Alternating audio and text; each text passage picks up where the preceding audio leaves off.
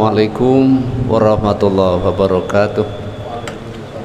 Innal hamdalillah nahmaduhu wa nasta'inu wa nastaghfiruh wa na'udzu billahi min shururi anfusina wa min sayyiati a'malina. May yahdihillahu fala mudhillalah wa may yudlilhu fala hadiyalah. Asyhadu an la ilaha illallah wahdahu la syarikalah wa asyhadu anna Muhammadan abduhu wa rasuluh la nabiyya ba'dah. Allahumma sholli ala Muhammad wa ala ali Muhammad innaka Hamidum Majid.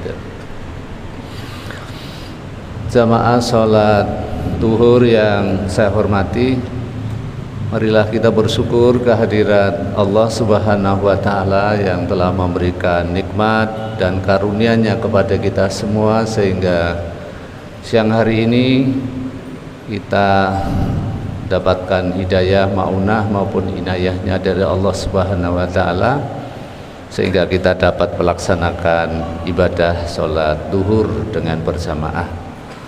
Teriring doa semoga amal ibadah Bapak Ibu semuanya diterima oleh Allah Subhanahu wa taala dan dikabulkan doa-doanya.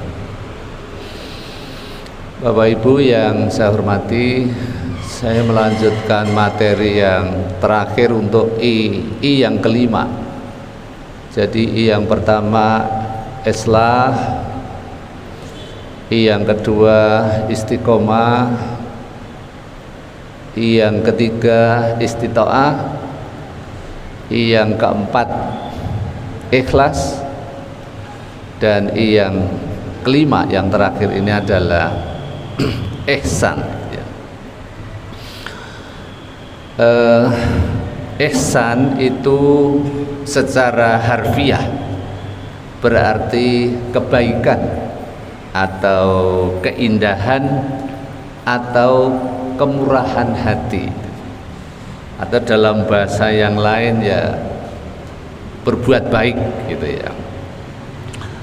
Kalau menurut hadis yang diriwayatkan oleh Muslim dijelaskan bahwa qala fa akhbirni anil ihsan qala anta budallahu ka annaka tarahu fa illam takun tarahu fa innahu yaraka, yang artinya wahai Rasulullah, apakah ihsan itu? Beliau menjawab, kamu menyembah Allah seakan-akan kamu melihatnya. Maka jika kamu tidak melihatnya, maka sesungguhnya Allah melihatmu. Ya. Jadi kalau melihat hadis ini, pengertian ihsan itu ketika kita melaksanakan ibadah atau menyembah kepada Allah seakan-akan Allah melihatnya. Artinya kita itu melihat Allah begitu, tetapi ketika kita tidak bisa melihatnya maka sesungguhnya Allah Maha melihatnya itu. Kalau menurut Syekh Abdurrahman As-Sa'di radhiyallahu anhu, beliau menyebutkan bahwa ihsan itu mencakup dua macam. Yang pertama ihsan dalam beribadah kepada Allah, yang kedua ihsan dalam menunaikan hak sesama makhluk. Jadi kalau ihsan dalam beribadah kepada Allah itu kita seakan-akan melihat Allah. Kalau kita tidak mampu melihatnya maka Allah itu Maha melihat itu. Kalau menunaikan hak sesama makhluk itu dibagi menjadi dua, yang wajib dan yang sunnah. Ihsan yang terkait dengan menunaikan hak sesama manusia yang wajib itu adalah berbakti kepada kedua orang tua, kemudian bersikap adil. Kalau yang ihsan dalam menunaikan hak sesama makhluk itu adalah memberikan bantuan kepada sesama. Nah, bentuk dari ihsan yang paling utama itu adalah berbuat baik kepada orang yang telah berbuat jelek kepada kita, baik itu dengan ucapan maupun dengan perbuatan. Itu ihsan yang paling utama. Bapak Ibu yang saya hormati, kalau konsep ihsan menurut Syekh Siti Jenar itu beliau menjelaskan bahwa ihsan itu diimplementasikan melalui proses kehidupan yang disandingkan dengan sifat-sifat Rasul, kemudian kehidupan yang diwarnai dengan akhlak terpuji, kemudian yang ketiga kehidupan yang nyata tanpa dusta. Artinya orang yang sudah merasakan kehadiran Allah di dalam hidupnya, merasakan kebersatuannya antara dirinya dengan Allah, dan memahami bahwa di dalam wujud manusia itu terdapat zat ilahi, sehingga kebahagiaan, keselamatan yang dihasilkan nyata langsung berasal dari pancaran ilahi. Itu kalau menurut konsep ihsan menurut Syekh Siti Jenar itu. Nah, Bapak Ibu yang saya hormati, kalau kita lihat di dalam Al-Quran maupun hadis, dalam Al-Quran surat An-Nisa ayat 125 Allah berfirman, A'udzubillahi minasyaitonirrajim, wa man ahsanu dinam mimman aslama wajhahu lillahi wa wa muhsinu wa battaba'a millata Ibrahim hanifa wattakhadallahu Ibrahim khalila. Yang artinya, dan siapakah yang lebih baik agamanya daripada orang-orang yang ikhlas menyerahkan diri kepada Allah, sedangkan dia pun mengerjakan kebajikan dan dia mengikuti agama Ibrahim yang lurus, dan Allah mengambil Ibrahim menjadi kesayangannya. Jadi ihsan itu pasrah itu kepada Allah secara total, kemudian berbuat kebaikan, lalu mengikuti agama yang lurus gitu. Kalau di dalam surat Al-Baqarah ayat 195 Allah berfirman, A'udzubillahi minasyaitonirrajim, wa anfiqu fisabilillahi wa la tulqu bi aidikum ila tahlukat wa ahsinu innallaha yuhibbul muhsinin. Yang artinya, dan infaklah atau infakkanlah hartamu di jalan Allah, dan janganlah kamu jatuhkan dirimu sendiri ke dalam kebinasaan dengan tanganmu sendiri, dan berbuat baiklah, sesungguhnya Allah menyukai orang-orang yang berbuat baik.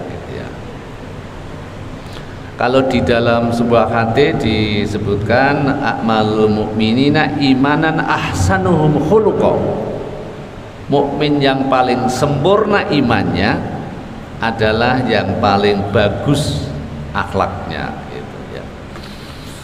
Bapak Ibu yang saya hormati, kalau mungkin kita carikan contoh ihsan dalam kehidupan sehari-hari, saya kira banyak perbuatan yang baik itu. Misalkan satu, sholat dengan kualitas dan kesadaran yang penuh dan khusyuk, tulus, ikhlas, kemudian bersedekah secara ikhlas, memuliakan orang tua, berlaku jujur, melayani masyarakat, menjaga lingkungan, menghormati perbedaan yang ada di dalam masyarakat, membantu orang yang berada dalam kesulitan, memaafkan dan berbuat baik kepada sesama. Itu mungkin contoh ya, contoh. Lalu keutamaan daripada perbuatan ihsan.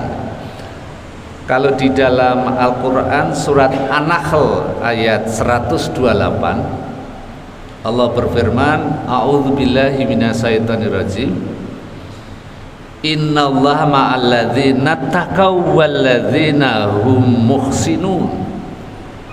Sesungguhnya Allah beserta orang-orang yang bertakwa dan orang-orang yang berbuat ihsan.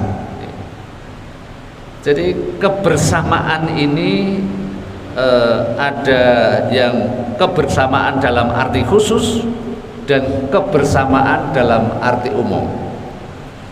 Kebersamaan dalam arti khusus itu adalah dalam bentuk pertolongan, dukungan, petunjuk jalan yang lurus dalam setiap urusannya.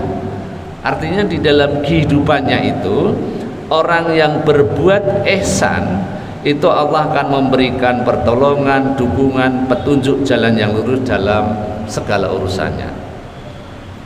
Kebersamaan dalam hal yang bersifat umum itu mentaati Rabbnya, yaitu mengikhlaskan niat dan tujuan dalam beribadah serta melaksanakan syariat Allah dengan petunjuk yang telah dijelaskan oleh Rasulullah SAW. Bapak Ibu yang saya hormati, berikutnya tingkatan ihsan dalam agama Islam. Saya kira di dalam Islam kita kenal dengan trilogi iman itu ya. Islam, iman, dan ihsan yang merupakan kesempurnaan bagi keberislaman seseorang. Adapun tingkatan ihsan di dalam agama Islam itu yang pertama adalah musyahadah. Musyahadah itu tingkatan golongan orang yang melaksanakan ibadah seakan-akan melihat Allah, merasa dan menyaksikan Allah Subhanahu wa taala secara langsung. Yang kedua, tingkatan yang kedua adalah muraqabah, yaitu golongan orang yang melakukan ibadah seakan-akan seluruh gerak-geriknya, seluruh aktivitasnya itu diawasi oleh Allah Subhanahu wa taala. Oleh karena itu, Bapak Ibu yang saya hormati, untuk mengakhiri kultum ini marilah kita perhatikan firman Allah di dalam Quran surat Yunus ayat 26 yang berbunyi, a'udzubillahi minasyaitonirrajim, lilladzina ahsanul husna wa ziyadatun wala yarhaqu wujuhahum fataraw wala dhillah ulaika ashabul jannati hum fiha khalidun. Yang artinya bagi orang-orang yang berbuat baik, berbuat ihsan, ada pahala yang terbaik, yaitu di surga. Dan tambahannya kenikmatan melihat Allah, dan wajah mereka tidak ditutupi debu hitam dan tidak pula dalam kehinaan. Mereka itulah penghuni surga dan mereka kekal di dalamnya. Oleh karena itu, hadirin yang saya hormati, setiap orang pasti mengharapkan, mendambakan, mengidolakan, mengharapkan adanya balasan kehidupan di surga. Tetapi balasan kehidupan di surga sudah barang tentu harus kita perjuangkan, harus kita upayakan. Yang salah satu di antaranya kita diperintahkan untuk berbuat ihsan atau berbuat baik. Karena dengan berbuat baik itu memberikan motivasi, memberikan pendorong, memberikan semangat kepada kita untuk beramal soleh dan meningkatkan keimanan kita. Serta paling tidak kita bisa mengendalikan agar kita tidak berbuat yang dilarang atau tidak berbuat yang maksiat, karena maksiat dan dosa itu cepat atau lambat Allah akan memberikan azab kepada kita. Itulah kultum yang dapat kami sampaikan, kurang lebihnya mohon dimaafkan. Assalamualaikum warahmatullahi wabarakatuh.